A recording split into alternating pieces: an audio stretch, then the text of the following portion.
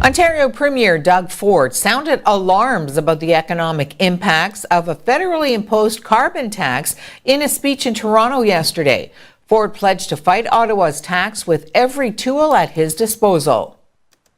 The carbon tax, it isn't about the environment. It's a job-killing cash grab, plain and simple. The carbon tax will drive up the cost of putting gas in your car, paying for your home heating bills, or putting food on your table. It affects everything in this room.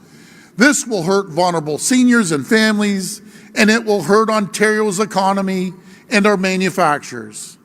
Because as of someone who's done business on both sides of the border, who's created hundreds of jobs, I can tell you that a carbon tax will be a total economic disaster, not only for our province, but for our entire country.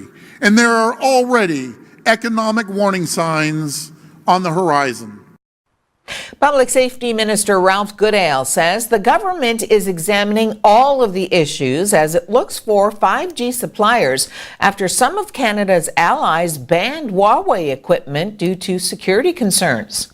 We are conducting a very thorough examination of all of the issues to make sure that Canadians will have the benefit of this extraordinary technology, the 5G technology, and that the supply chain leading into that technology will be sound and secure. We will make the decision that's in Canada's best interest, and we will not compromise security. But your allies don't want it. Why do you want it? Well, why are you even thinking of it? Canada makes its own decisions about what is right for Canada based on our own analysis and expertise. Obviously, we listen very carefully to what our allies think and have to say. That's what an alliance is for.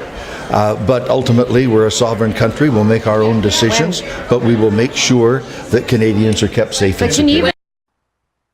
The Trudeau government is changing how Ottawa allocates nearly $2 billion in annual funding for First Nations education to help ensure on-reserve students benefit from support comparable to what's offered in provincial school systems. The federal government announced yesterday that starting in April, it will take a new approach it says will create a more predictable stream of money for First Nations elementary and secondary schools.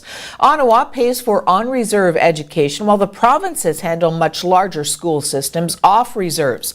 A 2016 report from the Parliamentary Budget Office estimated the federal government would have to boost spending by $336 million to $665 million to provide on-reserve students with educations that are comparable to those they would get elsewhere. Ontario Regional Chief Roseanne Archibald said that the changes are a good step, but stressed there's a lot more to do to create equity when it comes to First Nations educations and communities.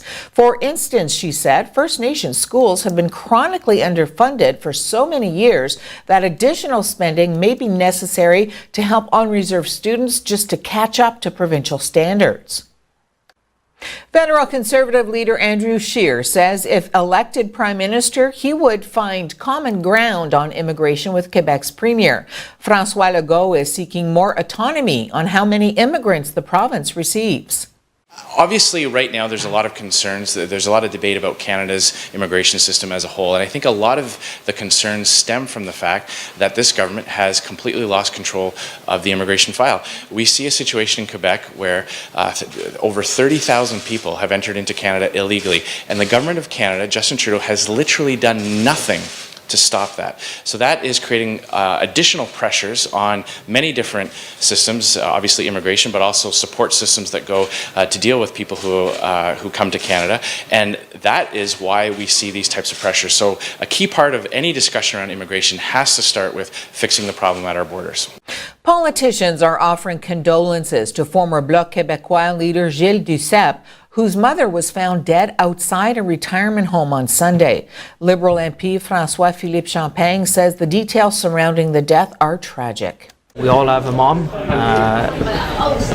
To see the circumstances that have been reported in the media, obviously the first thing is to think about Gilles and his family.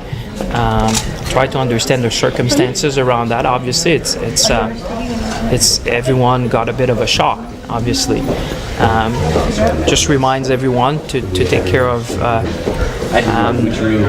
loved ones, and there may be people which are elderly people in their communities. We're having extreme weather conditions now, which are going on in the country. It's a reminder to all of us as Canadians to watch for one another.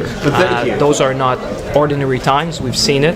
I'm not aware of all the circumstances, but I can certainly say that this was a shock, not only for me, but for all the colleagues. Not only because it's the mother of Gilles Duceppe, but any Canadians which would die under those circumstances.